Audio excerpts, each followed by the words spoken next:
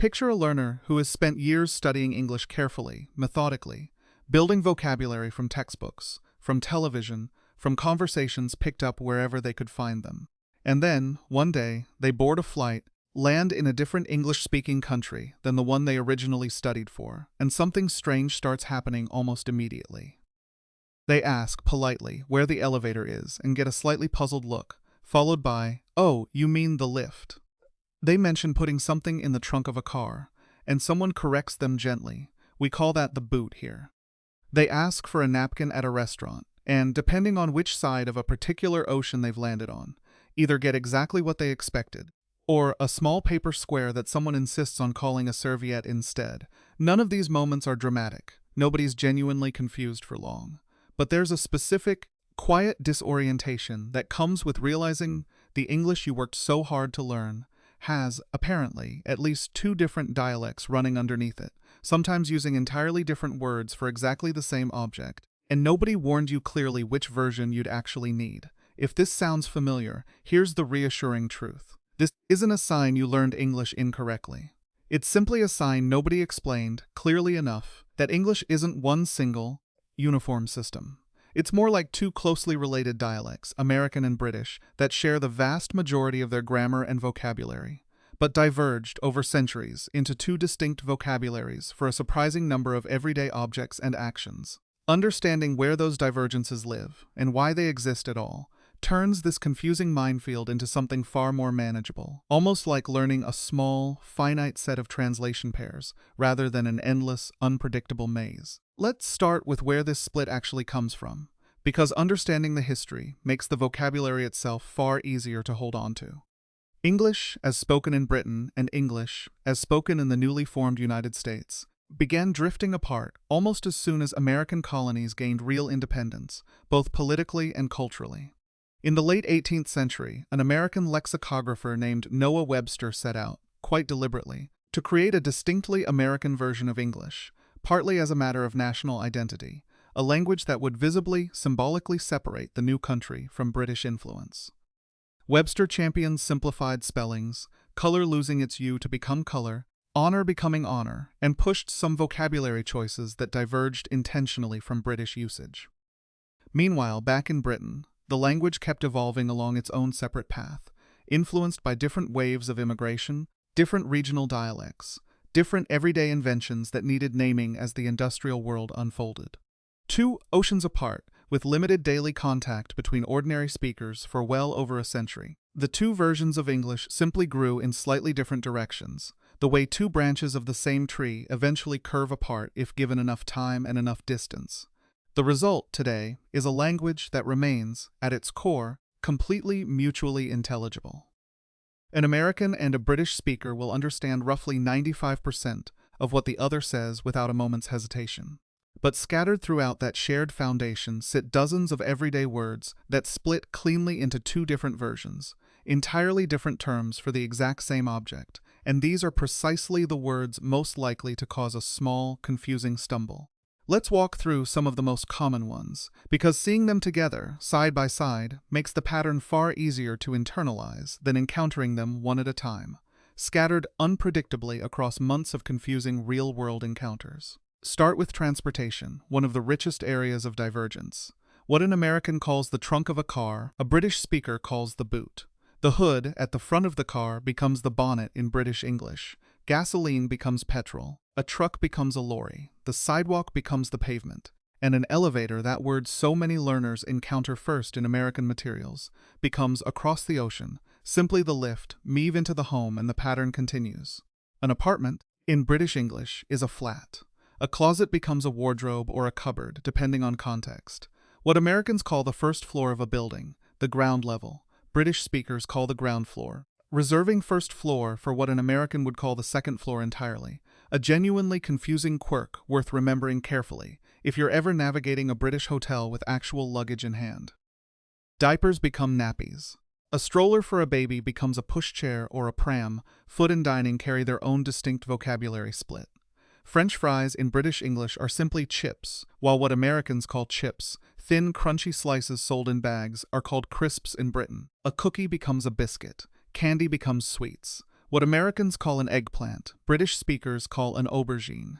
A zucchini becomes a courgette, and that small paper square you wipe your hands with at a restaurant table shifts, as mentioned earlier, from napkin towards serviette, depending on which side of the ocean, and honestly, which particular speaker you happen to be talking to. Clothing offers another cluster of differences worth knowing.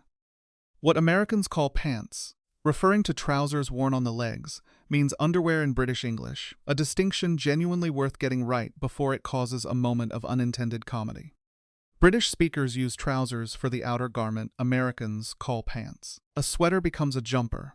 Sneakers become trainers. And school and work vocabulary split in their own particular ways too. What Americans call a resume, British speakers call a CV, short for curriculum vitae. Recess, that school break for children, becomes break time or playtime. A schedule, in American English, becomes a timetable in British English. And even the pronunciation of the word schedule itself tends to diverge sharply, with many American speakers saying it with a k sound at the beginning, and many British speakers favoring a softer esh sound instead. Beyond individual vocabulary, there's a second related layer of difference worth understanding clearly: spelling itself. And this one tends to trip up writers even more than speakers, since it shows up silently in emails, essays, and documents, rather than announcing itself out loud in conversation. American spelling generally favors shorter, more phonetically direct forms, largely thanks to Webster's deliberate simplification project centuries ago. Color, favor, honor, all dropping the U that British English retains in color, favor, honor. Words ending in eyes, like organize or realize, in American spelling, often shift to I say in British spelling, organize, realize. Though it's worth knowing this particular rule has more flexibility than most people assume, since both forms actually appear in British writing, depending on style guide and publication. Center and theater, in American spelling, becomes center and theater in British English, the letters simply reversed at the end. And words like traveling, with a single L in American spelling, often double that consonant in British English, becoming traveling instead. None of these spelling differences change meaning even slightly. They're purely stylistic, regional conventions, the linguistic equivalent of driving on different sides of the road, both perfectly functional, both internally consistent, simply built around a different, equally valid standard. So given all of this, a genuinely practical question naturally follows. Which version should you actually learn? And does it really matter which one you choose? Here's the honest, useful answer. For casual, everyday communication, it genuinely matters far less than most learners assume. Both American and British speakers understand each other's vocabulary almost entirely, even when specific words differ, largely because global media, films, television, music, books, has thoroughly cross-pollinated both dialects for decades now. Say elevator to a British listener, and they will understand you completely, even if lift is what they'd naturally say themselves. Say lift to an American listener, and the same holds true in reverse. Where it starts to matter more is consistency, particularly in writing, and particularly in more formal or professional contexts. Mixing American and British spelling within a single document, writing color in one paragraph and color in the next, tends to look, to a careful reader, less like genuine bilingual fluency, and more like an inconsistency, an oversight rather than an intentional style choice. If you're writing a formal essay, a professional email, a resume, or its British equivalent, a CV, it's worth choosing one system deliberately and holding to it consistently throughout. The same way a writer would commit to one citation style, rather than blending several together in a single document. A useful, practical rule of thumb, if you don't already have a strong personal preference, is simply to match whichever version dominates your specific context.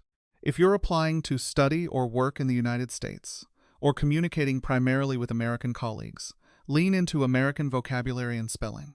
If you're engaging primarily with British, Irish, Australian, or many other Commonwealth English-speaking contexts, which tend to follow British conventions fairly closely, lean the other direction instead. And if your audience is genuinely mixed, international, drawn from multiple English-speaking regions at once, consistency within the piece itself matters more than which specific system you ultimately choose.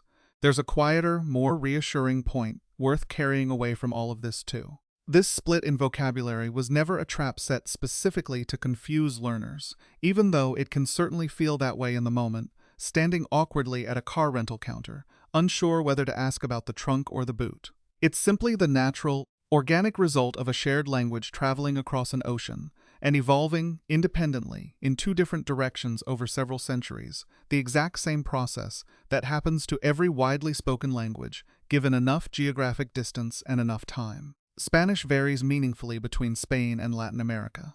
Portuguese varies between Portugal and Brazil. This isn't a flaw unique to English, or a sign that the language is somehow unusually difficult. It's simply what living languages do when enough people, spread across enough distance, keep using them daily for long enough. So the next time you catch yourself uncertain, whether to reach for elevator or lift, trunk or boot, color or color, there's no need for that small flash of embarrassment that so often accompanies these moments. You haven't made a mistake. You've simply bumped into one of the many small, fascinating forks where a single language quietly split into two closely related paths, both of them entirely correct, both of them completely valid, each one simply belonging to a slightly different side of the same wide, shared ocean.